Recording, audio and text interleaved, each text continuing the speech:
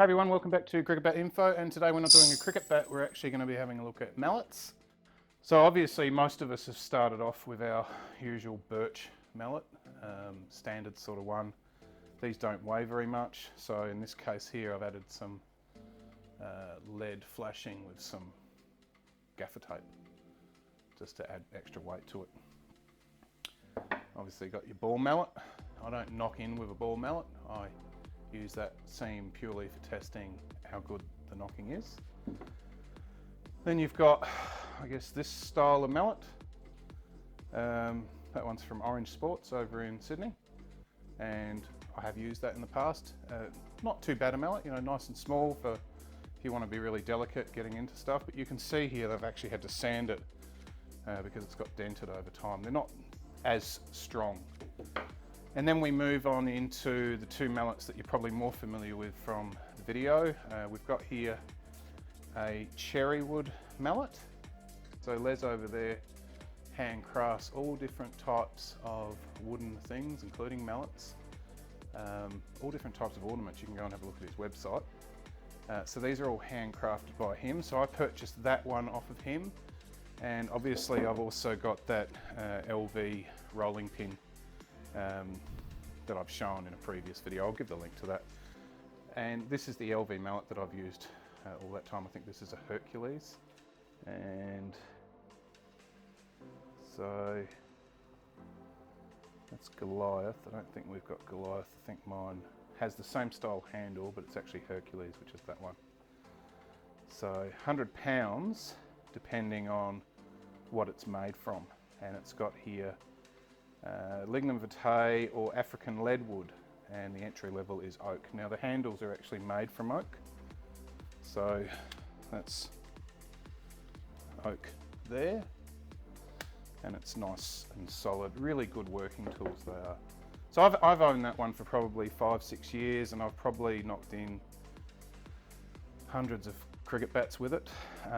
The thing I really like about working with LV is that it's, if you know what you're doing, it just makes the job so much faster. It gives you a real good hardness to the cricket bat finish. Something that is close to playing in, but it's not playing in. Obviously, I still recommend playing in bats. So that's why I use the lignum vitae, but he's actually written to me just recently and said, well, I'll read to you what he said. As far as full disclosure, on the 15th of August, hey Marcus, as a matter of fact, through one of your videos that he has come to me, I must say he is very appreciative of the business that has resulted. I recently received an absolutely smashing real leather handcrafted apron from one of my customers in the USA as a gift. And in the same vein, I hope that you will accept as a gift, unconditional, a Leadwood mallet that I'm sending off to you in a couple of weeks. You will be the very first owner of the very first Leadwood mallet from Elviars shed. I need your shipping address. So I obviously got excited. Turned up on the 3rd of October. Box arrived, and inside is a Leadwood mallet. So I have to say that when he said he was going to make me a mallet, I said, oh look, could you make me something with a slightly shorter, I like the head on the Hercules, but I wouldn't mind a shorter handle. So he's done that for me, which is really cool, because I really enjoy or wanted something a little bit shorter, just sort of to balance off all the mallets that I had.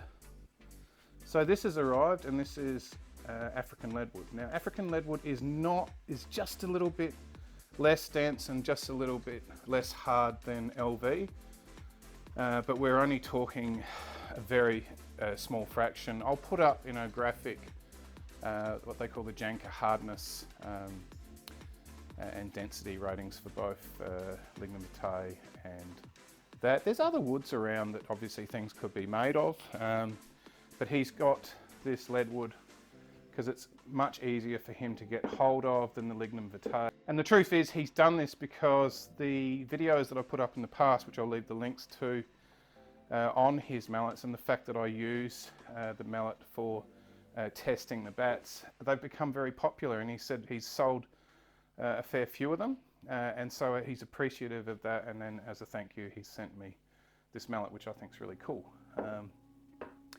I really like just the craftsmanship of how he puts these on the lathe and fashions them down from the solid block of wood. This is one of the original ones, so back in those days, before he bought the laser engraver, he would just write it in, and each mallet has its own number on it, so he can trace who the owner is. So you can see down here, there's a number there, 2017-125, and I don't know if this one's got a number. Oh yeah, it does here. So it's got, I don't know if you can see that. Obviously it's got the thing. It's crafted from African Leadwood, and it's the Hercules shape, and it's serial number 2020-288. So he knows exactly who the customers are. Now I've actually used the mallet on this bat.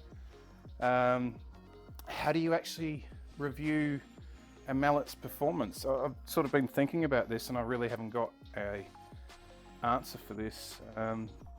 So what I came up with is just a piece of wood that, to prove the fact that, you know, different woods will create certain amounts of compression depending on how hard they are.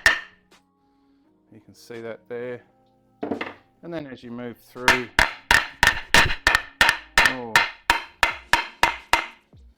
you know, there's a fair bit of denting there, but once you move on to the lignum vitae, then you're in a whole different world of indentation, and the amount of actual work and energy you actually have to put in to get the same result as if you were using one of these lighter ones is far less. Now the actual Leadwood, if I test this out here,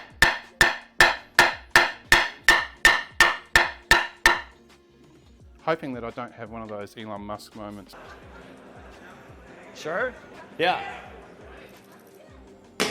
Oh my fucking God. Well, maybe that was a little too hard. Sure. Oh man. You can see here, it's doing a pretty good job at indenting that piece of wood. And as a work tool, it's done just as good a job in knocking in the bat. Now I'm only hitting it this hard because I'm at the end of the knock-in. I wouldn't be doing any more than probably that when I started off, and I'd probably be using the flat end to start with, particularly on really soft willow, and then moving on. I do have a knocking in video. I'll leave a link to that. Yeah, I don't have an issue with the Leadwood mallet. I think it's a great wood. It's got the real dark finish. I don't know, where do you want me to go with this? It smells kind of peppery. No, I'm just kidding. It does smell different though to the other wood. Obviously the finish is slightly different. It's not as smooth as this one here. That's a little bit more rustic. But gee, you know, the quality of his work, I mean this mallet here, even though it's starting to have a few little cracks about it in the lignum vitae, that's gonna last for more bats than I'll do in a lifetime. So having an extra mallet, I mean, who knows, I might be 80 years old sitting in my garage knocking people's bats just for a bit of golf cash or beer money in the future, who knows. When you guys have all moved away and left me on my lonesome, not watching my videos anymore, the mallet will still be. So there you go, Elviar shed. I do love their mallets. I do love Les's mallets. I think he does a wonderful job, and I've chatted with him online. Really nice guy, really decent person. So thank you very much to Les. I'm going to treasure my mallet. Thank you so much. And we'll see you back here on CricketBatInfo for the next video.